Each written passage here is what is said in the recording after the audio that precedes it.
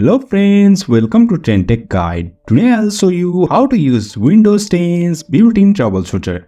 So if you are new to our channel, don't forget to subscribe. So let's start. First of all, you can see I am here in my Windows. To use built-in troubleshooter, first of all head into Start and search for Troubleshooter. You can see here Troubleshoot setting.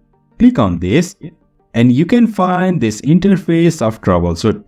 If you scroll down, you can find bunch of options over here from internet, audio, printer, Windows Update, Bluetooth and many more. Here you can find bunch of options to troubleshoot.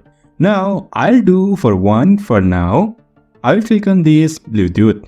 And to run this troubleshooter, just click on this Run the Troubleshooter. And you can see Windows 10 is detecting the problem and also resolving them. And after that, you will get this solution. You can see here you must restart your computer. And if I restart, my problem with Bluetooth will be solved. In this way, we can use built-in troubleshooter of Windows 10. So if you find any problem, please let me know in the comments below. We'll be very happy to help you.